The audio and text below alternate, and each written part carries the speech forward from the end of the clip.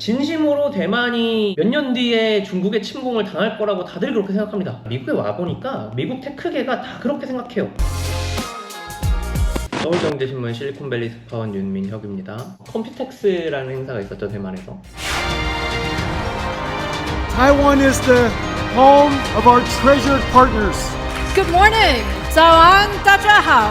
인텔, AMD, 엔비디아 이렇게 세 회사가 좀 주류가 되고 기가바이트, 에이수스 같은 노트북을 만드는 이런 행사들이 좀 주류가 되는 행사였습니다. 몰락하던 컴퓨텍스가 다시 부활하기 시작했습니다. 트렌드가 바뀐 것 같아요. 기존 PC에 집중하던 행사였다면 이제 PC에서 서버로 컴퓨터 시장의 중심이 넘어가고 x86 중심의 컴퓨팅에서 GPU의 병렬 컴퓨팅으로 컴퓨터 시장이 넘어가면서 엔비디아랑 AMD의 대표가 두 분 다 지금 중국계잖아요. 정확히는 대만계죠. 이런 점들이 좀 시너지를 일으켜서 또 특히나 엔비디아가 지금 워낙 크게 주목을 받고 있다 보니 더 컴퓨텍스라는 행사의 중요도가 커진 것 같아요. 그래서 컴퓨텍스 2024의 발표사항을 제 관점에서 정리를 해볼 때는 PC보다는 서버 쪽 제품들이 더 많이 공개됐다는 점이 일단 흥미로워요. 제온 6 인텔 같은 경우는, AMD는 에픽 5세대 튜린이라는 제품, 그리고 CPU보다는 GPU에 좀 더 이목이 많이 쏠리고 있는 거죠. 엔비디아 같은 경우는 블랙웰 울트라라는 제품을 소개를 했고, 또 루빈이라는 내년 로드맵이랄까요? 루빈이라는 코드명이 구체적으로 공개된 건 처음이고, 그리고 AMD 같은 경우는 당초 로드맵에 전혀 언급이 없었던 MI325X라는 제품을 소개를 했었고, 인텔은 가우디2, 가우디3를 모두 공개를 했었지만 기존에는 CPU만 어필을 하던 인텔이 GPU의 시간을 할애하고 구체적으로 가격을 언급을 했어요. 가우디3 같은 경우는 가속기 킷 8개가 들어가 있는 세트가 125,000불이라는 뜻이죠. 그리고 가우디2 같은 경우는 65,000불이라는 뜻인데, 구체적인 가격까지 이렇게 언급을 하면서 마케팅을 하는 것은 굉장히 드문 사례였던 것 같습니다. 근데 굉장히 흥미로운, 그리고 인텔의 좀 조급함을 나타내는 장면이 아닌가 싶은 생각이 들었어요. PC 시장에 큰 관심이 없으셨던 분들 입장에서 보시면 왜 그 대만에 다들 빅테크 가장 핫한 거물들이 몰려갔는가 라는 데서 좀 놀라시기도 한 것 같아요. 대만의 IT 산업에 대해서 일단 소개를 좀 드리자면, 대만은 큰 틀에서 기본적으로 하청국가예요. 그러다 보니까 대만산이라고 우리가 알고 있는 직접적인 브랜드, 예를 들어 삼성에서 핸드폰을 만들면 이건 삼성 거잖아요. 근데 애플이 대만에서 하청을 폭스콘에 시켜서 아이폰을 만들면 미국 브랜드라고 인식이 된단 말이죠. 일반 소비자들이 대만의 브랜드에 대해서 접할 이럴 일들이 크게 없어요. 하지만 이제 다들 TSMC가 어떤 회사인지는 아실 거고, TSMC가 대만에 다냐 하면 사실 그렇진 않아요. 물론 TSMC가 대만 증시에서 끼친 영향이 우리 삼성전자, 현대차보다 훨씬 더 크고 TSMC가 최종 매뉴팩처러인 건 맞습니다. 하지만 그 TSMC를 뒷받침하는 생태계가 워낙 탄탄하기 때문에 대만의 IT 산업이 여기까지 올 수 있었던 것이죠. 대만의 산업단지를 보면 한국과의 차이점이 이런 게 있는 것 같아요. 한국은 최종 제조사가, 물론 삼성의 파운드리가 있고 삼성이 핸드폰도 만들고 제조를 하지만 지금 베트남에 다 가 있죠. 대만에서는 TSMC를 정점으로 해서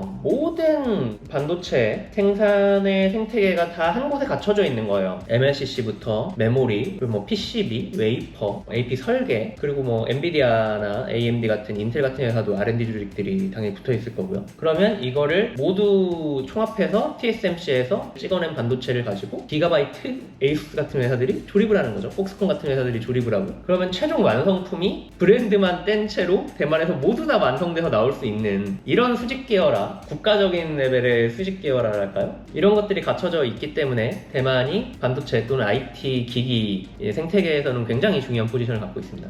대만이 지금까지 IT에서 이렇게 성장을 한 중요한 원인 중 하나는 중국도 있어요. 중국이 이제 90년대에 개방을 하고 급속도로 성장을 하면서 대만에서 생산해서 중국에 공급을 하는 이런 공급망들이 좀 형성이 된 거죠. 중국에 투자를 하려면 기본적으로 50%를 중국 기업들이 가지고 있어야 하잖아요. 그리고 잠재적인 적국이었고, 현재는 미국에게는, 서방에게는 확실한 적국이 되었죠. 이런 상황들이 있다 보니 좀 더 첨단 테크 산업들이 중국 중국 본토에 가는 것보다는 대만에서 생산과 개발이 이루어지는 것들이 서방에게 좀 더 유리하지 않았는가 이런 생각이 들어요. 지금부터는 조금 사실 본격적인 얘기를 해볼게요. 대만이 물론 지금 굉장히 주목받고 있지만 동시에 대만이 굉장히 미래가 어둡다고도 봐요. 제가 그렇게 생각하는 게 아니라 미국에 와보니까 미국 테크계가 다 그렇게 생각해요. 진심으로 대만이 몇 년 뒤에 중국의 침공을 당할 거라고 다들 그렇게 생각합니다. 그래서 중국의 성장으로 대만이 성장에 이득을 본 점이 이제는 리스크로 작동을 하게 된 거죠. 미국은 2027년 내외로 중국의 대만 침공이 일어날 거라고 생각을 해요. 뭐 인텔의 파운드리 복귀나 TSMC의 뭐 일본이나 미국에 진출시키는 거나 심지어 삼성전자의 미국 진출을 가속을 시키는 칩스법이나 뭐 이런 제도들이나 정책이 모두 대만 침공 시나리오에 대비한 플랜입니다. 저는 이게 좀 무서웠어요. 작년에 바이든과 시진핑의 정상회담이 있었습니다. 당시 회담이 잘 진행되지 않았어요. 당시 시진핑 주석이 이렇게 얘기했어요. 수년 내에 대만을 침공할 계획이 없다. 이거는 수년 후에는 대만 침공을 꼭 하겠다는 뜻이에요. 이 대만 침공은 시점을 2027년 내외로 이제 추정하는 배경에는 뭐 여러 가지 이유들이 있습니다. 가장 핵심적인 이유는 이제 중국의 내부 정치적인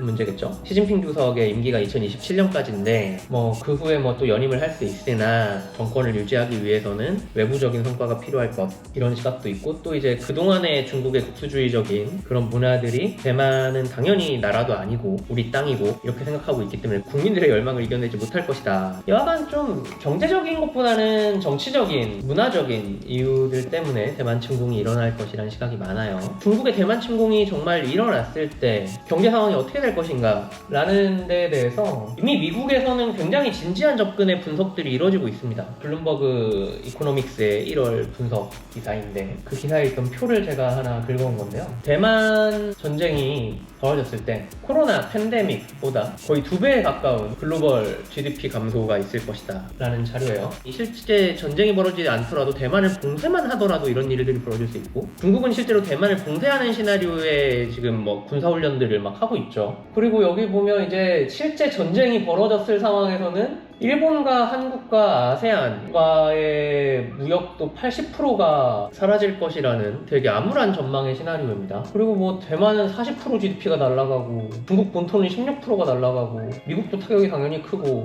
우울한 전망들이 이어지고 있죠. 그러니까 한국 입장에서 가장 밝은 시나리오는 마치 한국 전쟁을 통해서 일본이 성장을 했고 마치 베트남 전쟁을 통해서 한국이 성장을 했듯 남한이 기회를 얻을 수 있는 시나리오가 가장 긍정적일 텐데 사실 그렇게 상황이 밝진 않은 것 같아요. 역시 같은 분석표인데 그 전쟁이 일어났을 때 근데 다음으로 큰 타격을 입을 것이 남한이다. 그리고 그 중에서는 거의 대부분이 반도체에서 타격이 클 것이다 라는 우울한 전망입니다. 전쟁이 벌어질 경우에는 우리가 대만에 팔고 있는 디램, 중국에 팔고 있는 디램, 또 완제품들, 낸드 모든 그 공급망이 완전 우르르 무너져 내리는 동시에 한국은 당연히 뭐 대만과 중국의 접경지나 다름이 없고 또 북한이 있기 때문에 북한이 도발을 일으킬 것이란 건 너무나 명백하죠. 네, 그렇게 되면 사실 용인, 이천, 평택 기흥 이런 데는 휴전선이랑 너무 가까워요. 사실상 뭐 공장이 제대로 돌아갈 수 있을 것이라는 보장을 못하죠. 지금 샌프란시스코에서 제가 있는 산호세까지가 서울 천안 정도 거리예요. 그럼 미국 애들 입장에서는 진짜 코앞이에요. 한국이 안전하지 않을 것이라는 분석이 지배적이고 그래서 우리도 이 상황에 대해서 좀 진지하게 대책을 세워놓고 할 수 있는 게 좀 제한적이긴 하지만 그럼에도 어떻게 대응할 것인지에 대한 진지한 고민이 있어야 하는데 한국에서는 너무 여기에 대한 고민이 없다는 생각이 많이 들어요. 밖에 나와보니까 더 심각하게 고민이 되는 상황입니다. 그러면 그 위험한 대만에는 그리고 미래가 어두워 보이는 대만에는 왜 빅샷들이 많이 가셨는가? 저는 좀 젠슨 황 형님이 애국자신 것 같아요. 3월에 GTC에서 젠슨 황 간담회를 참석했지 않습니까? 미국 기자가 중국의 대만 침공 상황에서 TSMC가 사라지면 어떡할 거냐라는 질문을 했었어요. 근데 젠슨 황이 굉장히 표정이 안 좋아지면서 둠스데이 시나리오가 벌어질 거라고는 생각하지 않는다라고 아예 그냥 잘랐어요, 질문을. 근데 그렇게 얘기를 하면서 눈빛이 막 떨리는 게 그냥 앞에서 보일 정도로 긴장하는 모습이 좀 역력하더라고요. 그리고 이번에도 대만을 전 일부러라고 생각하는데 컴팩스 행사보다 한참 전에 가서 평소보다 오래 머물면서 뭐 정치권 관계자들이나 행정부 관계자들, 몰체인이랑 야시장도 가고 이러면서 좀 평소에 하지 않던 외부 쇼잉을 많이 했는데, 그리고 수차례 대만을 국가라고 불렀어요. 또 대만이 현재 처한 위기에 대해서 굉장히 진지하게 받아들이면서 본인이 할 수 있는 역할들을 조금 찾고 있는 것 같아요. 그래서 이게 뭐 금이환영이기도 하지만 또 어떻게 보면 중국에 대한 좀 시위 같은 모습이 아닐까, 시장 내에서의 위치를 이용해서 조금 어필을 하는 게 아닌가라는 생각을 전 개인적으로 좀 들었습니다. 어쨌거나 이번 컴퓨텍스로 대만이 전체 공급망에서 갖고 있는 중요성을 좀 어필을 많이 한 것 같고, 전쟁 같은 극단적인 시나리오보다는 좀 더 평화적인 문제로 잘 해결이 됐으면 좋겠어요. 그리고 삼성도 하이닉스도 HBM 잘 해서 잘 납품하고 그랬으면 좋겠습니다.